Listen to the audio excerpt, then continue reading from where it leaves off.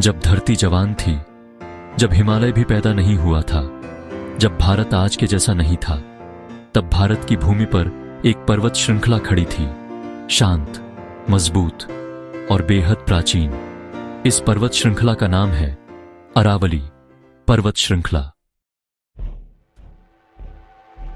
यह सिर्फ पहाड़ नहीं है, यह भारत का भूगोल है, यह भारत का इतिहास है, यह भारत की जलवायु की रीढ़ है। लेकिन अफसोस, आज अरावली को लोग जानते कम हैं, नुकसान ज्यादा पहुंचाते हैं। आज के इस वीडियो में हम अरावली पर्वत का पूरा विषय परिचय समझेंगे, सरल भाषा में, कहानी के अंदाज में। भाग 1, अरावली पर्वत क्या है? अरावली पर्वत श्रृंखला भारत की सबसे प्राचीन पर्वत श्रृंखला है। यह श्रृंखला उत्तर पश्चिम भारत में फैली हुई है। अरावली लगभग 800 किलोमीटर लंबी है। यह शुरू होती है गुजरात के पालनपुर से और समाप्त होती है दिल्ली के पास।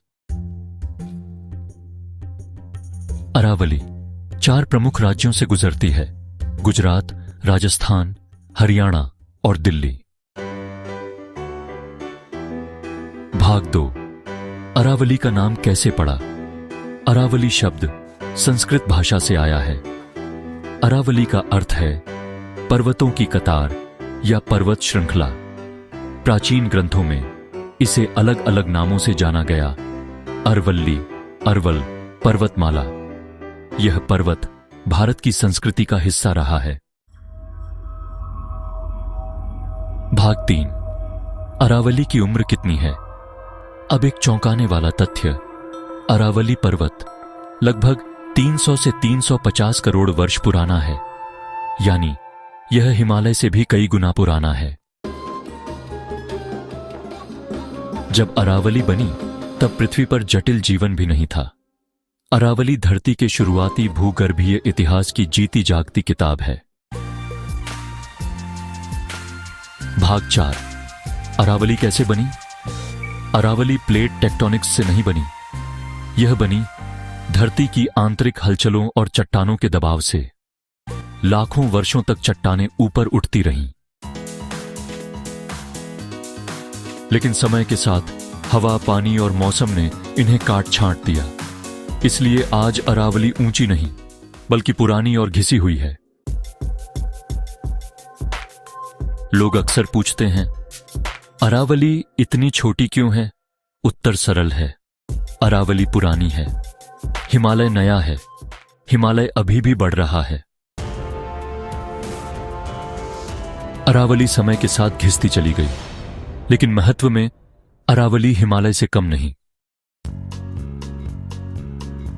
भाग 6, अरावली का भूगोल। अरावली राजस्थान को 2 भागों में बांटती है: पश्चिमी राजस्थान जो कि मरुस्थलीय है और पूर्वी राजस्थान जो उपजाऊ है। अगर अरावली न होती तो थार मरुस्थल पूरे भारत में फैल सकता था। भाग 7, अरावली और जलवायु। अरावली भारत की जलवायु को संतुलित करती है। यह रेत के तूफानों को रोकती है और मानसून को भी दिशा देती है। अरावली के कारण दिल्ली, हरियाणा और पश्चिमी उत्तर प्रदेश पूरी तरह रेगिस्तान नहीं बने। भाग 8, अरावली और नदियां। अरावली कई नदियों का उद्गम स्थल है, जैसे बनास, साबरमती और लूनी। ये नदियां लाखों लोगों को पानी देती हैं। भाग 9, अरावली और सभ्यता। अरावली के आसपास प्राचीन सभ्यताएं फली फूली। यहां खनिज थे, पानी था और सुरक्षा भी थी। इसलिए इंसान यहीं बसता गया। भाग 10, अरावली की जैव विविधता। अरावली वन्य जीवन का घर है। यहां पाए जाते हैं तेंदुए, हिरण, लोमड़ी, पक्षी और दुर्लभ पौधे। अरावली दिल्ली का फेफड़ा भी कहलाती है। भाग 11। अरावली खतरे में। आज अरावली संकट में है। खनन, अवैध निर्माण और जंगलों की कटाई। अगर अरावली खत्म हुई तो जल संकट बढ़ेगा, प्रदूषण बढ़ेगा, रेगिस्तान बढ़ेगा। भाग 12। अरावली को बचाना क्यों जरूरी है? अरावली को बचाना भारत को बचाना है। यह पानी बचाती है, हवा साफ करती है, जलवायु संतुलित रखती है। अरावली भविष्य की सुरक्षा है। अरावली शोर नहीं मचाती, लेकिन देश की रक्षा करती है। यह भारत की सबसे पुरानी प्रहरी है। अगर आपको यह विषय परिचय पसंद आया तो वीडियो को लाइक करें, शेयर करें, सब्सक्राइब करें, क्योंकि अगर अरावली बचेगी तो भारत बचेगा।